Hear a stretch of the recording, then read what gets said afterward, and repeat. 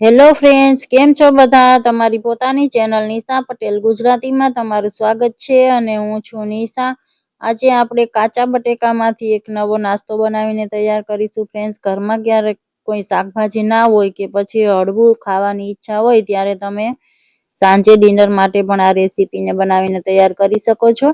તો એના માટે મોટી સાઈઝનું એક બટેકું આ રીતે છોલીને ધોઈને મેં લઈ લીધું છે. એને આપણે આ રીતે ખમણી લેવાનું છે. તો આ ખમણ બધું કાળું ના પડી જાય એટલે આપણે તરત જ એને પાણીના વાસણમાં એડ કરી દઈશું અને એને 2-3 પાણી બદલીને સરસથી એવું ધોઈ લેશું. હવે બટેકાના ખમણને મેં આ મિક્સિંગ બાઉલમાં એડ કરી દીધું છે. હવે આમાં બાકીની વસ્તુઓ આપણે એડ કરીશું. તો એના માટે મેં એક મીડિયમ સાઈઝની ડુંગળી લીધી છે. એને પણ છોલીને ધોઈને સાફ કરી લીધી છે. આને તમે મનપસંદ શેપમાં કટ કરી શકો છો, ઝીણી ઝીણી કટ કરી શકો છો. મેં આને આ રીતે લાંબી સ્લાઇસમાં પતલી પતલી એવી કટ કરી લીધી છે.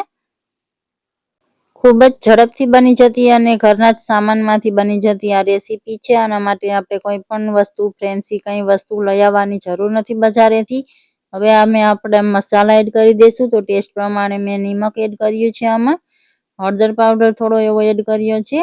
હળદર પાવડર તમે સ્કીપ કરી શકો છો ફ્રેન્ડ્સ, ટોટલી ઓપ્શનલ છે. આખું જીરું એડ કર્યું છે મેં અને આ થોડી એવી હિંગ એડ કરી છે. ફ્રેન્ડ્સ, આમાં થોડો અજમો જરૂરથી એડ કરજો, હું ભૂલી ગઈ હતી.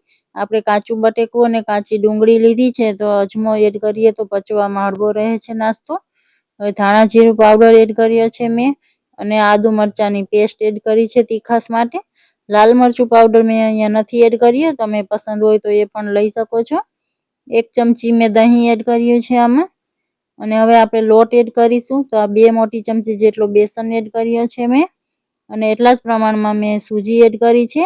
આમાં તમે જાડો કે ઝીણો કોઈ પણ પ્રકારનો સૂજી લઈ શકો છો. આ 1 વાટકી મેં જવારનો લોટ લીધો છે ફ્રેન્ડ્સ. તમારી પાસે એ ન હોય તો તમે રોટલીનો રેગ્યુલર લોટ લઈ શકો છો. હવે થોડું થોડું પાણી એડ કરીને આપણે આનું બેટર બનાવી લેશું. વધારે પાતળું આપણે નથી કરવાનું ફ્રેન્ડ્સ, મીડિયમ જ આપણે રાખીશું. ફ્રેન્ડ્સ, તમે મારી ચેનલને હજુ સુધી સબસ્ક્રાઇબ ન કરી હોય તો પ્લીઝ ચેનલને સબસ્ક્રાઇબ જરૂરથી કરી દેજો અને બેલ આઇકનને પ્રેસ કરી દેજો જેથી મારી નવી વિડીયોની નોટિફિકેશન તમને મળતી રહે. તો આ રીતનો ઘોલ આપણો બનીને તૈયાર થઈ ગયો છે. ગેસ પર મેં એક તવો રાખી દીધો છે. એમાં થોડું એવું તેલ એડ કરી દેશું. આ નાસ્તો બહુ ઓછા તેલમાં બની જાય છે ફ્રેન્ડ્સ. તમે આને બ્રેકફાસ્ટમાં કે બાળકોના ટિફિન માટે પણ બનાવીને તૈયાર કરી શકો છો. આ રીતે થોડું થોડું બેટર આપણે લઈ લેશું અને મેં નાનું એવું આ રીતે પેનકેકની જેમ બનાવ્યા છે. તમે એક જ વખતમાં મોટા પુડલાની જેમ પણ બનાવી શકો છો ફ્રેન્ડ્સ.